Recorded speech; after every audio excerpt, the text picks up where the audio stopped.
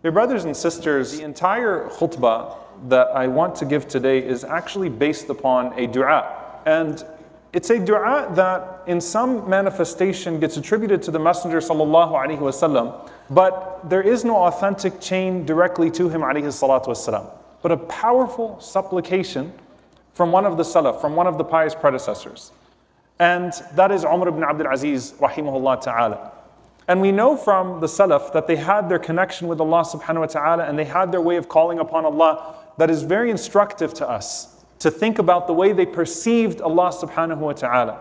And the narration is from Yahya ibn Sa'id. He says that كَانَ كَثِيرًا مِمَّا يَدْعُو, that what was frequently recited in dua from Umar ibn Abdul Aziz rahimahullah ta'ala, and I'll read it very slow. Allahumma raddini biqada'ik. Allahumma raddini biqada'ik. وَبَارِكْ لِي فِي قَدَرِكَ وَبَارِكْ لِي فِي قَدَرِكَ. O Allah, let me be pleased with what you have decreed. رَضِّنِي بِقَضَائِكَ. Let me be pleased and satisfied with what you have decreed. وَبَارِكْ لِي فِي قَدَرِكَ. And bless me in the decree that is to come. Qada is what comes after qadar. Qada is something, the divine decree, which has already manifested itself. Qadar is what is still in the works. In this context here. Allahumma raddini bi qada'ik. Oh Allah, let me be pleased with what has been decreed for me. And make me pleased with it. Wa barik li fi qadarik. And then bless me in the divine decree that is to come. And then he says, Hatta la uhibba ta'jila ma akhart wa la ta'khira ma ajjalt. Hatta la uhibba ta'jila ma akhart. So that I do not love that anything that you have been delayed be hastened, وَلَا تَأْخِيرَ مَا عَجَّلْتَ, nor that something that has been hastened be delayed. Allahumma raddini bi qada'ik. Oh Allah, please me with your decree. وَبَارِكْ لِي فِي قَدَرِكَ. And bless me in the decree that is to come. حَتَّى لَا أُحِبَّ تَعْجِيلَ مَا أَخَرْتَ. And so that I do not love that you hasten that which was meant to be delayed, وَلَا تَأْخِيرَ مَا عَجَّلْتَ. And that you do not, or that I do not love that you delay what was hastened for me. This dua, if we break it down, is actually a phenomenal dua and a phenomenal diagnosis of what usually happens in the frustration that a person has with Allah subhanahu wa ta'ala. If you look at our entire existence on this earth, and this entire idea of a race against time. Every day we wake up and we feel like we're rushed from this thing to the next thing, and we don't have time, and we're trying to achieve this and trying to achieve that. And there's a great level of stress, and especially when the efforts and the plans that you put forward are either completely disrupted by something that is out of your control, or that which you were pursuing is not coming to you as it should be coming to you with your planning. Time. I want it now. You think about the child in the car. Are we there yet? Are we there yet? Are we there yet? And many times when we're making dua to Allah subhanahu wa ta'ala, we're implying, is it there yet? Is it there yet? Is it there yet? And that's when the Prophet sallallahu alaihi wasallam said, most people will give up on their dua. Why? Because they've made that same dua over and over again and it hasn't happened yet. And at that very moment, when it's about to come to you, the person says, دعوت فدعوت فلم يستجب لي. I made this dua, and it didn't happen for me. Allah subhanahu wa ta'ala mentions those that are being wronged and harmed and oppressed. And they say, Mata Nasrullah. When is the help of Allah subhanahu wa ta'ala going to come? And Allah says about the oppressor, or rather the Prophet sallallahu alaihi wasallam says about the oppressor, Inna Allah la yumli lil zalim hatta idha akhadahu lam yuflitu. That Allah delays the oppressor. Meaning what? He allows that oppressor to continue in their oppression until they start to think that they're invincible, until they start to think that they're getting away with it. This is working. I'm not being held accountable. I have impunity. Hatta idha akhadahu. And then when Allah snatches him, lam yuflitu, He does not let him go. So both the oppressed is wondering when, and the oppressor is pushing the limits to see how far they can get with this. And there's a time factor involved. When is this all going to collapse? When is this all going to come to fruition? When is this going to happen? When is that going to happen? A person is pursuing marriage When am I going to get married? A person is pursuing a career. When am I going to get that job? When am I going to get that opportunity? A person, a couple waiting for a family. When is that child going to come? And then you have the children. When is this going to happen with my child? All along, you start to realize that we have to have a submission to Allah's timing. Allah's planning as a whole, His qadr as a whole, but His timing. When Allah subhanahu wa ta'ala has decreed something to come. And there's something very profound about this, because as Ibn al-Jawzi rahimahullah said, if Yusuf alayhi salam focused on only getting out of prison, then he wouldn't have benefited from what was actually happening within the prison.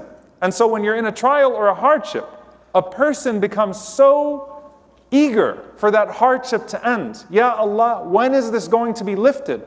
That if they don't pay attention, they're missing out on the unique opportunities of that hardship to come close to Allah subhanahu wa ta'ala. As he said, one of the Salaf, one of the pious predecessors, asked Allah subhanahu wa ta'ala in a dream, Ya Allah, how come this dua has not been fulfilled yet? And the answer was, Ya Abdi, O my servant, I love to hear your voice. أحب أن أسمع صوتك. I love to hear your voice in dua. And what you were getting out of those moments of dua as the delay was happening was better than what you were seeking in the immediate moment. The delay became good for you because what you attained in terms of faith and character in that delay was far greater than what Allah subhanahu wa ta'ala could have hastened for you in the moment. When you're in the midst of the trial, Allah subhanahu wa ta'ala pushes you towards certain things or offers you the potential to push yourself towards certain things. The entire time you're saying, when? And it's important to take a step back and say, you know what? While I'm asking Allah subhanahu wa ta'ala for this trial to come to an end, let me pay attention to the unique opportunities that exist within this trial. As the scholars mention, when you're pursuing a blessing, sometimes, subhanAllah, in the process of pursuing a particular blessing, we neglect the blessings that already exist around us. And I'm not just talking about the idea of health and the idea of, the concept of gratitude and shukr for what you have. But while you're in the pursuit of this particular thing, if you develop tunnel vision, when is this going to happen? When am I going to get this? When am I going to get that? The other ni'am in your life all have a timeline. The other blessings all have a timeline. And they're moving towards a sense of expiration. So your parents are getting older while you're pursuing this. Your kids are getting older while you're pursuing this with your career. This is happening while this is happening. And if I'm so focused on this blessing that I'm in pursuit of, then those blessings are also moving on a timeline. And I'm missing out on something here.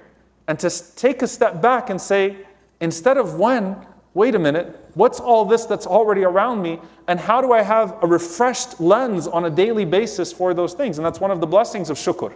Shukr refreshes the lens every day on the ni'am that you have in your life, on the blessings that you have on your life, to make you say alhamdulillah all over again. Alhamdulillah, alhamdulillah, alhamdulillah. You don't just say alhamdulillah you have a salary, you say alhamdulillah every time you have food on the table. It refreshes the lens so that you realize what I'm pursuing, if it's a halal pursuit, should not become such a focus and an obsession for me that I worry about the time that it's going to unlock itself, that I lose out on the limited time of the other blessings that are around me, whether that's the people or the things that are around me. So to move on from when, and to recognize, subhanAllah, that the delay that Allah subhanahu wa ta'ala gives to us at times is the greatest design for our lives. Of course, Allah Azza wa Jalla says, وَخُلِقَ الْإِنسَانِ, human beings have been created as what? عَجُولًا, hasty. We always want things now. It's not just our children that are always pushing and saying, when? Are we there yet? Is it over yet? Am I going to get this yet? When? It's us as well. In our own ways with Allah subhanahu wa ta'ala, Ya Allah, when? When is this going to happen? When is that going to happen? And that doesn't mean that you don't become an ambitious person. That doesn't mean that you don't continue to pursue what Allah subhanahu wa ta'ala has made halal. But that means that you submit yourself to the timing that Allah subhanahu wa ta'ala has put you on. Submit yourself to His schedule. And stop seeing the delay as deprivation. It's not deprivation. Stop seeing the delay as denial. It's not Allah subhanahu wa ta'ala telling you no. Many times it's Allah telling you not yet, and it's for your own good. And by the time you come around to realize that if you were not observing the lessons of that delay, then the delay would have gone to waste.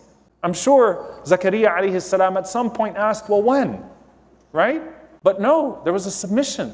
I'm sure at some point Yusuf alayhi salam wondered, but when? How much longer? There's a submission to that schedule, a submission to that time slot, to say that every single delay that Allah subhanahu wa ta'ala is giving to me is a not yet, not a no. And that not yet could mean after this life is already over, but it's there. It's there. Allah subhanahu wa ta'ala will not let you ask without giving you. It's there, but you have to wait and submitting yourself to that time. Now then go back to what Umar ibn Abdul Aziz rahimahullah ta'ala was saying in his dua. And he used to make this dua frequently. It's not something that they heard from him once upon a time. Allahumma raddini bi qada'ik. Oh Allah, let me be pleased with the decree. It's already happened. I'm not going to sit there and say, why did this happen this way or why did that happen? Alhamdulillah, let me be pleased with it. Please me with what is here. Wa barik li fi qadarik. And bless me in what is to come, in that decree that is to come. حتى لا أحب تعجيل ما أخرت ولا تأخير ما عجلت. So that I only love things at their time, so that I do not wish for that which has been delayed to be hastened, nor that which has been hastened to be delayed. You know, I give you this example, subhanAllah, and it's a lot of times the TV references and the movie references and things come to your mind. You know, in those movies and shows where someone gets stuck in an elevator, the electricity goes out and suddenly two people are in an elevator together? Or they're in a room and the power goes out and suddenly, you know, we kind of lived that movie here when we lost our power in the winter storm that happened before, right? And suddenly people have to actually talk to each other and things are frozen and put into place. And then what ends up happening when those people are stuck together for a long time and they're not able to continue the rat race of this dunya, they actually get to know each other. They refresh their relationship with one another. There's a moment of pause that's forced upon them that they don't like initially, but then once the pause is over and things resume, they're grateful for the pause. At the bare minimum, the blessing of that pause is your reconnection with Allah subhanahu wa ta'ala.